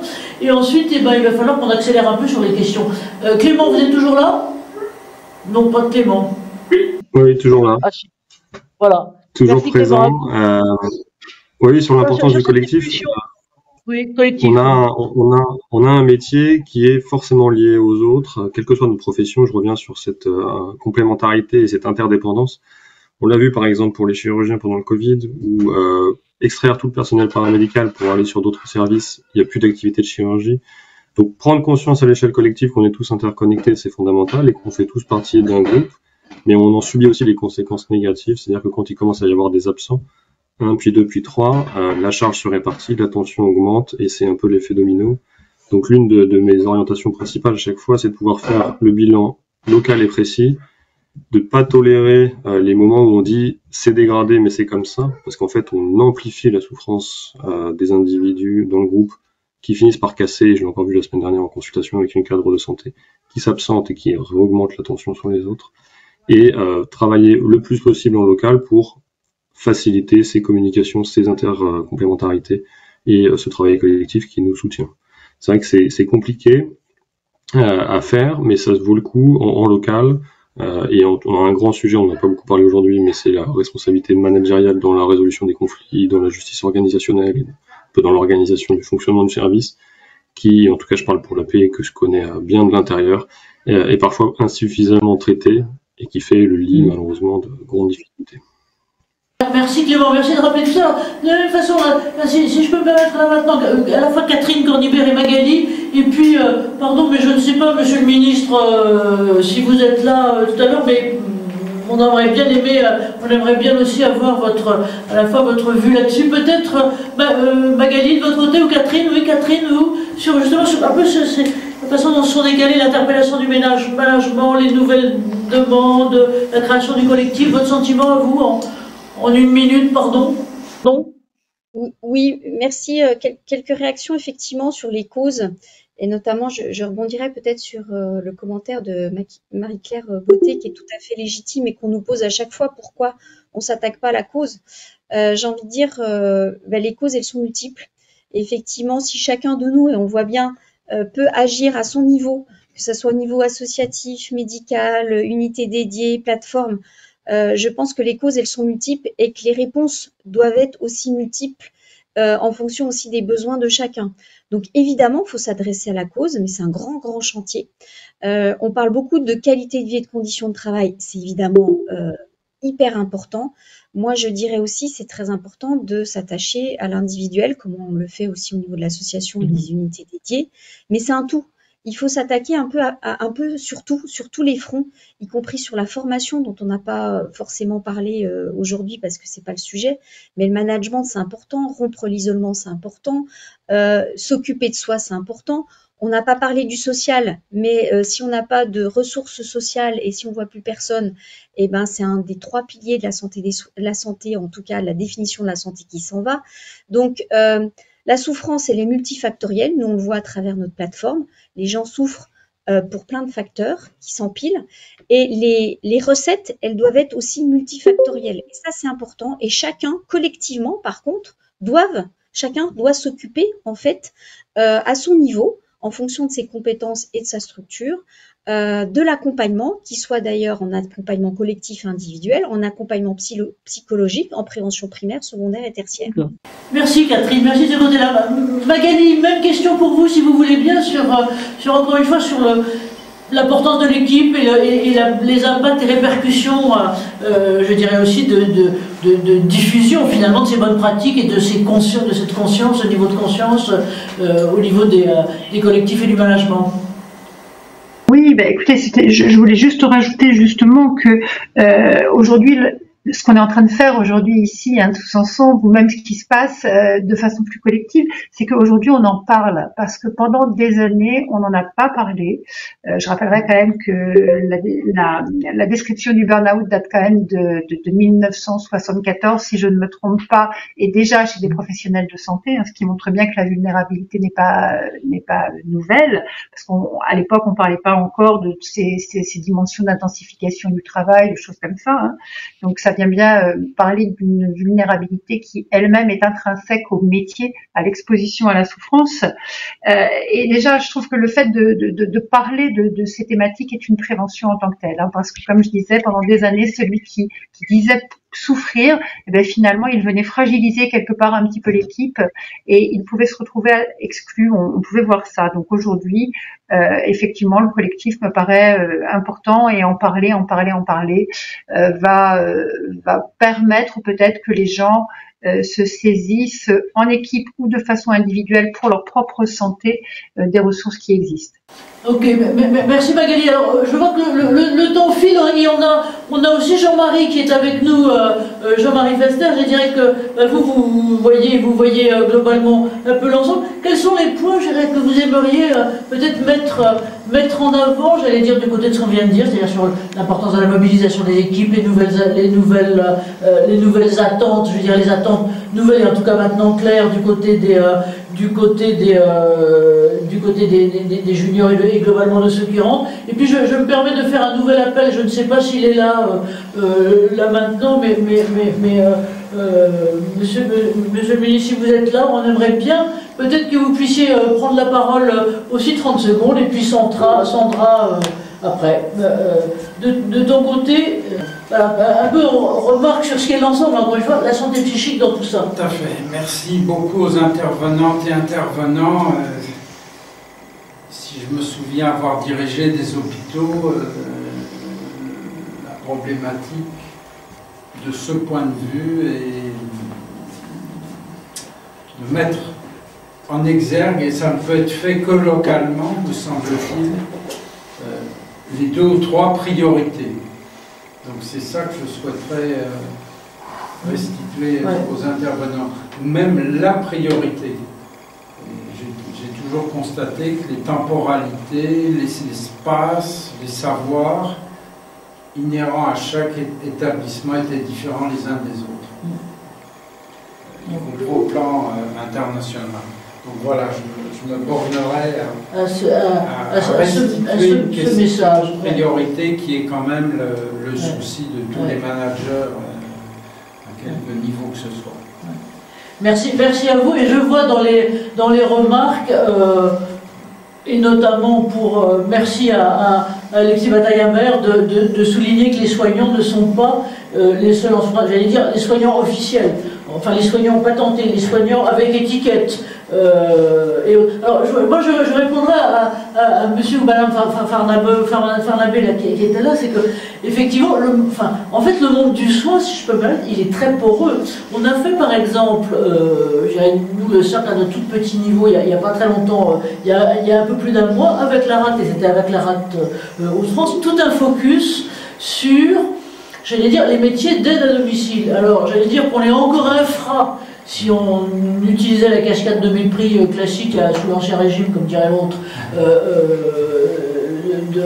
des aides-soignants, et qui sont les aides à domicile, mais compte tenu des évolutions sociales et sociétales, du vieillissement de la population, du fait que l'aide et les soins à domicile, là, on n'a pas encore eu le temps d'en parler, là on le fera sans doute dans un autre truc, c'est tout à fait important, et je crois qu'on peut se féliciter, effectivement, merci à Alexis Bataille-Imbert de porter ça, c'est que c'est l'ensemble des acteurs de la chaîne du soin qui sont importants, et pas seulement les blouses blanches, ou quelle que soit la couleur, globalement, comme vous le disiez. Voilà. Donc, dernier appel, mais je crois que notre Barbu annoncé n'est pas là. Alors voilà, donc je vais demander peut-être Sandra de votre côté, puis après mon président aussi. Non, il veut pas, le président veut pas. Alors on aura tout vu, le président qui veut pas parler.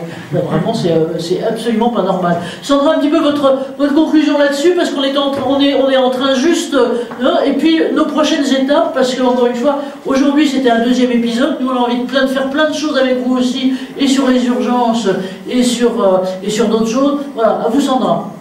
Alors peut-être en guise de conclusion ou de synthèse, tout a été dit en réalité. Hein, on voit bien, Dr Brian l'a dit, hein, aujourd'hui on en parle.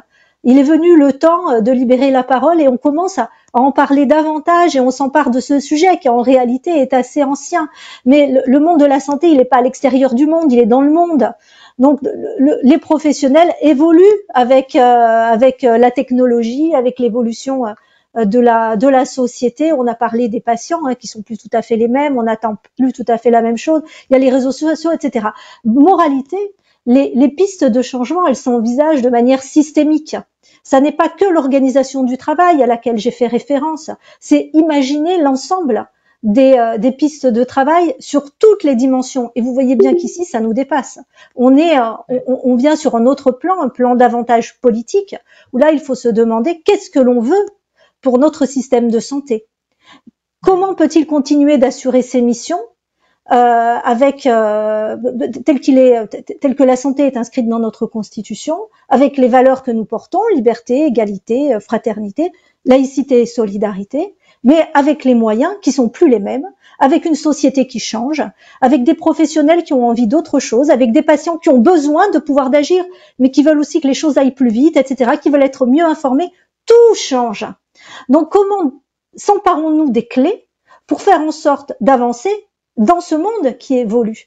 La formation est une piste, les règles, le changement des règles est une piste, l'organisation est une piste. Il y a tellement de choses à faire évoluer, mais il faut que les deux évoluent en même temps. Il faut que les professionnels aient envie d'évoluer, parce que s'emparer de tous ces sujets, ça veut aussi dire se remettre en question. Pas seulement par la formation, c'est aussi au quotidien, remettre en question les pratiques que l'on a pour aller vers d'autres. Je parlais du partenariat patient, mais on peut parler du numérique, on peut parler de tas et de tas de sujets de ce type, mais ça veut dire aussi que la tutelle se remet en question, enfin un pas de côté pour transmettre son autorité. Ça veut dire aussi qu'on accepte de perdre un petit peu le contrôle, mais de le reprendre différemment. Vous voyez, c'est vraiment un sujet qui est systémique et qui s'envisage à tous les niveaux de la chaîne de commandement, et au-delà du niveau politique, eh bien, vous savez, il y a ce sujet qui me plaît beaucoup, c'est aussi au niveau épistémologique, parce que c'est ensemble qu'on construit les nouvelles connaissances, ou que l'on enrichit les connaissances existantes, dont on s'empare à l'intérieur des établissements. Vous voyez, voilà. Et ça pourrait faire l'objet, vous voyez, de tas et de tas de cycles de. Mais ça va faire l'objet de suite. Merci Sandra, parce que effectivement, on va y avec vous tous. Merci à vous tous.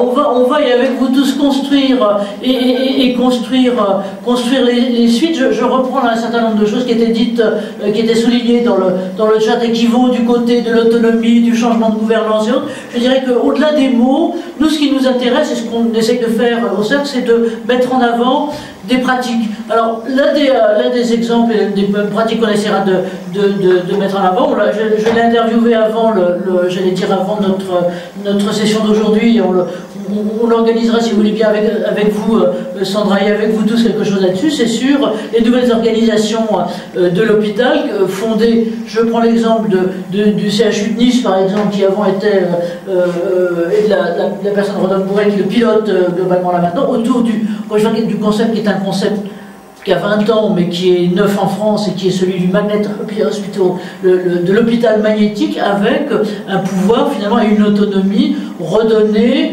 à des équipes qui sont des vrais binômes de soignants, et donc c'est redonner le soin aux soignants. Donc voilà, on va vous remercier, je crois, pour tous cela. Jacques, vous voulez bien...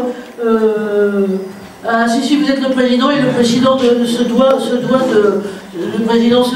de conclure avec nos prochaines étapes, l'une en juin justement toujours là-dessus, sur santé mentale et organisation des soins et nouvelles formes de l'hôpital. Ça sera dans le cadre de Préventica. Et puis, toujours pareil, avec des exemples de terrain, il y a un certain nombre d'entre vous. Et puis, à la rentrée, sur ces fameux concepts, à la fois de nouveau, d'urgence et de crise. Jacques. Mon mot, c'est pour dire merci à tous. Bravo pour l'engagement, les compétences et les idées qui ont été exposées. Moi, je voudrais surtout que nous retenions des pistes d'action et que on puisse, par ces échanges, multiplier les pistes d'action. Il y a une grande diversité dans les lieux, dans les organisations, dans les problèmes, mais il y a sûrement des pistes d'action dont on peut profiter les uns les autres. Et ce que je voudrais sur cette première réunion qu'on retienne, voilà, comme la richesse de l'échange.